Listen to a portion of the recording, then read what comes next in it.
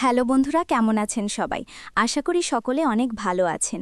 বন্ধুরা, একদিন রাতে আমার ভাই আমার ঘরে ঘুমাতে এসেছিলেন, কিন্তু তার উপস্থিতির কারণে আমি ওইসব কাজ করতে পারছিলাম না, যা আমি সাধারণত রাতের অন্ধকারে করে থাকি, এবং এসব কাজ করে আমি প্রচুর প্রশান্তি পাই। কিন্তু আমি কি জানতাম যে সেদিন রাতে এমন কিছু ঘটবে যার কারণে আমি ঘামে ভিজে যাব। ভাইয়া মাত্র 2টি আঙুল দিয়ে আমাকে পাগল করে দিয়েছিলেন ওই দিন। আর সেদিনের সেই সব কথাগুলোই আমি আপনাদের বলতে যাচ্ছি। আমার নাম কবিতা, আমার বয়স 28 বছর এবং আমি এখনও অবিবাহিত। আমি এখনও বিয়ে করিনি এবং ভাবছিলাম যে হয়তো কখনোই বিয়ে করব না। একবার প্রেমে ধোঁকা খেয়েছিলাম এবং সেই দিনই আমি প্রেম করা ছেড়ে দিয়েছিলাম, কারণ আমি ঠিক করে নিয়েছিলাম যে আর কখনোই কোনো ছেলের ফাঁদে পড়ব না। এই কারণেই আমি বিয়ে করিনি। আমি একটি কলেজে অধ্যাপক, একজন বাংলাদেশি সুন্দরী মেয়ে, শিক্ষিত এবং স্মার্টও বটে। আমার শরীর ও মনে আধুনিকতার ছোঁয়া লেগেছে। কিন্তু গত রাতে আমার ভাইয়ের সাথে যা ঘটেছে তারপর থেকে অনেক কিছু বদলে গেছে এবং আমার চিন্তাভাবনাও বদলে গেছে। এখন আমার মনে হচ্ছে যে যদি কোনো ভালো ছেলে পাওয়া যায় তাহলে বিয়ে করে ফেলা উচিত। তো বন্ধুরা, এখন গত রাতের কথা বলি। আমার ভাই, যার বয়স 40 বছর, তিনি সেনাবাহিনীতে কাজ করেন, আর আমার ভাবির মৃত্যু হয়েছে সম্প্রতি একটি বাস দুর্ঘটনায়। সেদিন রাতের বেলা আমরা খাবার খেয়ে কিছুক্ষণ টিভি দেখছিলাম। তারপর আমি আর ভাই ছাদে হাঁটতে গেলাম। ভাই গ্রাউন্ড ফ্লোরে ঘুমানো আর আমি ফার্স্ট ফ্লোরে। আমার পাশের ঘরে আমার ছোট ভাই ঘুমায়। রাত প্রায় 1টার দিকে আমরা দুজন নিচে নেমে এলাম। তখন ভাই আমার ঘরে এসে বললেন, কবিতা, এখনো ঘুম আসছে না?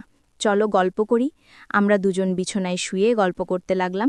মাঝে মাঝে ভাই তার মোবাইলে গেম খেলছিলেন আর আমি আমার মোবাইলে লোকেদের স্ট্যাটাস দেখছিলাম।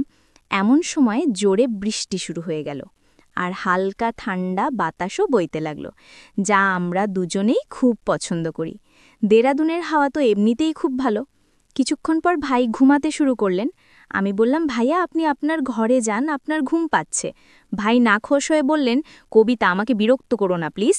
এ কথা বলে তিনি চোখ বন্ধ করে 2 মিনিটের মধ্যে গভীর ঘুমে চলে গেলেন। আমি উঠে বাথরুমে গিয়ে আমার জামা কাপড় বদলে নিলাম, কারণ আটসাটো জামায় আমার ঘুম আসে না। তারপর আমি ফিরে এসে বিছানায় শুয়ে মোবাইলে গল্প পড়তে লাগলাম।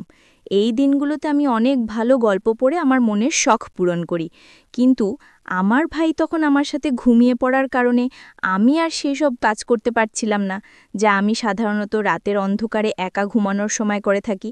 কিন্তু আজ ভাইয়ের কারণে আমি বেশি কিছু করতে পারছিলাম না, তাই মোবাইল রেখে ঘুমানোর চেষ্টা করলাম। কিন্তু গল্পের চিন্তা আমার মাথায় ঘুরপাক খাচ্ছিল আর ঘুম আমার থেকে দূরে সরে যাচ্ছিল। রাত গভীর হতে লাগলে আমার মনে এক অদ্ভুত অস্থিরতা বাসা বাঁধতে লাগলো। ঘুম তো ছিলই না, আর মাথায় সেই গল্পই চলছিল যা আমি ঘুমানোর আগে পড়েছিলাম। সেই গল্পটি আমার ভেতরে এক অদ্ভুত আলোড়ন তুলে দিয়েছিল, আর আমি নিজেকে নিয়ন্ত্রণে করতে পারছিলাম না। ভাই পাশেই ঘুমাচ্ছিলেন, আর তার নাক ডাকার শব্দ আমাকে আরও বেশি বিভ্রান্তে করে তুলছিল।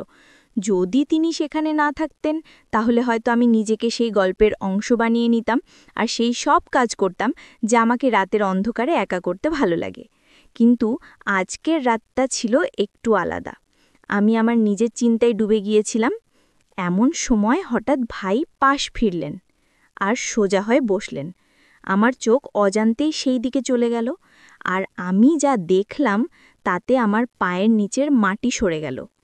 ভাই খুব পাতলা ধুতি পরেছিলেন, আর তার কারণে এমন কিছু দেখা যাচ্ছিল যা দেখে আমার লজ্জা করে গেল। আমার অবস্থা আরও জটিল হয়ে গেল। লজ্জা তো দূরের কথা, আমি আমার চোখ তার দিক থেকে সরাতেই পারছিলাম না। মনে এক অদ্ভুত অস্থিরতা চলছিল। একদিকে আমি নিজেকে নিয়ন্ত্রণে রাখার চেষ্টা করছিলাম, আর অন্যদিকে আমার ভেতরের অস্থিরতা বেড়েই চলছিল। সত্যি বলতে কি, এখন আর আমি সহ্য করতে পারছিলাম না।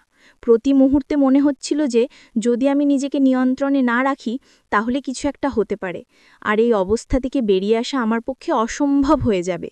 আমার হৃদস্পন্দন বেড়ে গেল, আর মনে ভয় ঢুকে গেল যে যদি কিছু ভুল হয়ে যায় তাহলে ভাই আমার সম্পর্কে কি ভাবতেন, ভাইয়ের চোখে আমি কেমন দেখাবো।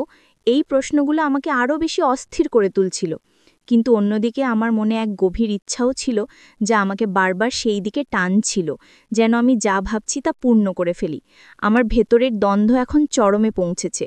প্রতি মুহূর্তে আমি নিজের সাথে লড়াই করছিলাম। আমি কি করছি এই প্রশ্ন বারবার আমার মাথায় ঘুরপাক খাচ্ছিল, কিন্তু আমি নিজেকে নিয়ন্ত্রণে করতেই পারছিলাম না। সেই ভিডিওগুলো আমার ভেতরের ঝড়কে আরও বাড়িয়ে দিচ্ছিল। এখন আমার মধ্যে এক অদ্ভুত সাহস এসে গিয়েছিল। বলা যায় আমি আমার ইচ্ছার কাছে অসহায় হয়ে পড়েছিলাম। আমি সিদ্ধান্ত নিয়েছিলাম যা হবে দেখাই যাক। এখন আমি ঠিক সেই কাজটাই করতে যাচ্ছিলাম যা আমি দীর্ঘদিন ধরে থামানোর চেষ্টা করছিলাম। আমার হাত কাঁপছিল, হৃদস্পন্দন তীব্র হয়ে উঠছিল। আমি ধীরে ধীরে ভাইয়ের কাছে গেলাম আর তার পাশে শুয়ে পড়লাম। কিন্তু হঠাৎ এমন কিছু হলো যেন কিছুই হয়নি। মনে হুলুস্থুল পড়ে গিয়েছিল, কিন্তু আমি নিজেকে সামলে রেখেছিলাম। কিছুক্ষণ আমি ঘুমের ভান করলাম, যাতে যদি হঠাৎ সে জেগে ওঠে তাহলে মনে করে আমি গভীর ঘুমে আছি। হৃদস্পন্দন তীব্র হচ্ছিল, কিন্তু আমার চেহারায় শান্তির ছাপ ছিল। তারপর আমি ধীরে ধীরে আমার পা ভাইয়ের ওপর রাখলাম, যেন ঘুমের মধ্যে অজান্তেই কিছুক্ষণ থেমে গেলাম। আর ভাই নড়াচড়ার অপেক্ষায় ছিলেন, কিন্তু কোনো নড়াচড়া হলো না। সে তখনও গভীর ঘুমে ছিল। আমার পায়ের নিচে তার উষ্ণতা অনুভব করছিলাম, আর কিছুটা শরীর শান্ত ছিল। কিন্তু তার মনে আরেক গল্প চলছিল।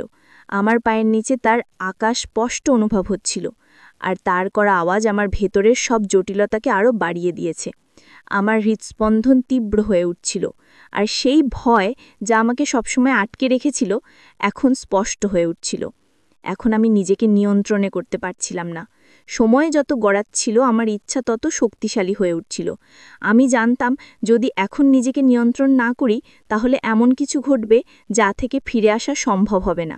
কিন্তু কিছুক্ষণের মধ্যেই আমার মনও যেন যুদ্ধ করছিল, আর আমি ধীরে ধীরে আমার হৃদয়ের কাছে হেরে যাচ্ছিলাম। আমি আবার আমার পা হালকা করে সরিয়ে নিলাম, এটা বোঝার জন্য যে তার ঘুম কত গভীর, কিন্তু কোনো নড়াচড়া হলো না। এখন আমার মন ঠান্ডা হচ্ছিল, আর শুধু একটা কথাই ঘুরছিল। রাত আর নিস্তব্ধতা আমার ভেতরে এক ঝড় তুলে দিয়েছে। প্রতি মুহূর্তে আমার সাহস বাড়ছিল। আমি যে পদক্ষেপ নিয়েছিলাম তা থেকে পিছিয়ে আসা সম্ভব ছিল না। কিন্তু তখন আমি জানতাম না যে সে ঘুমায়নি। আসলে সে গভীর ঘুমে ছিল না, বরং শুরু থেকেই ঘুমের ভান করছিল। আমার প্রতিটি পদক্ষেপ সে আগে থেকেই জানত। আমি যা অনিচ্ছাকৃতভাবে করেছিলাম তা ভাই ইচ্ছাকৃতভাবে দেখছিলেন। সম্ভবত আমাকে শাস্তি দেওয়ার জন্যই। ভাই চুপচাপ শুয়েছিলেন।